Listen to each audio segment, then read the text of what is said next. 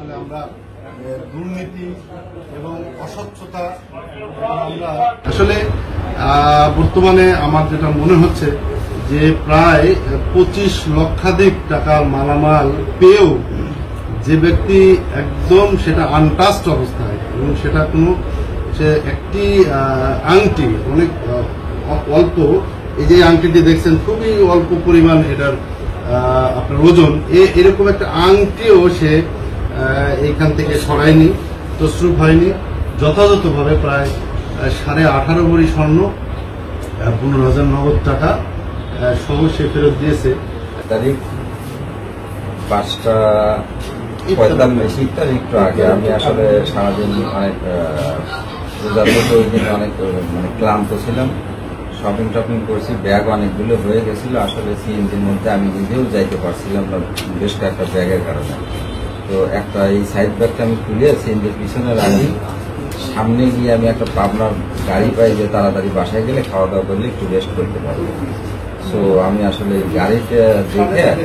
গাড়িটা দেখার পরে আমি ভুল করে ব্যাগটা রেখে তাড়াহুড়া করে গাড়িতে উঠে চলে যেতাম। ওঠার পরে কিছুক্ষণ পরে যখন মনে হয় তখন আমি আসলে সিএনজি আর খুঁজে পাইনি। অনেক খোঁজাখুঁজির পরে যখন ভাই আমাকে করে দিয়েছে, এখন আলহামদুলিল্লাহ আমার খুব ভালো লাগছে। টাকা ছিল কত? 15,000 টাকা।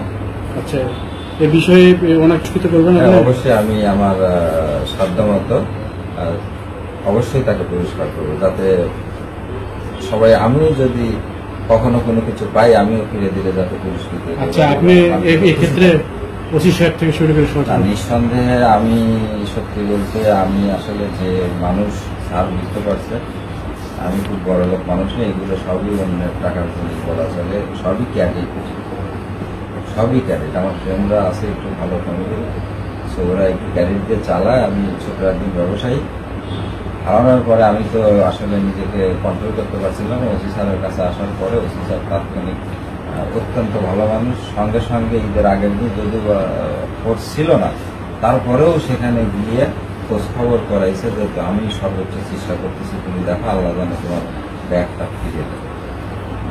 ধন্যবাদ। গত 29 তারিখে আমার গাড়িতে একজন যাত্রী ওঠে, সেই যাত্রীর পেছনে ব্যাগ রাখে আমি বলতে পারি না, পরে সে বনানীতে নেমে যায়, ব্যাগটা পিছনে থেকে যায়।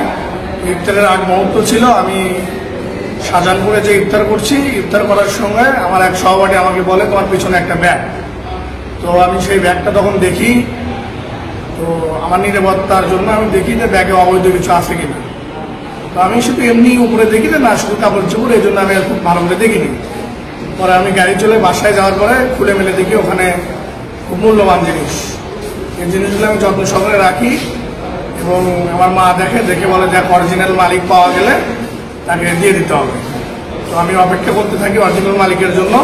তো আমি আজকে সন্ধ্যার পরে খবর পাই যে অরিজিনাল মালিক আমাকে খুঁজতেছে। আমি তখন আমার সহপাঠীর মাধ্যমে, আমার বড় ভাইদের মাধ্যমে তার সঙ্গে যোগাযোগ করি। তার সঙ্গে যোগাযোগ হওয়ার পরে আমি আমার নিজের নিরাপত্তার সাথে আমাদের সার্জেন্ট স্যার ছিল, সার্জেন্ট আলমগীর, তাকে জানাই বিষয়টা এই ঘটনা, যে আমি ভয়তে এখনো কাউকে বলতে পারিনি।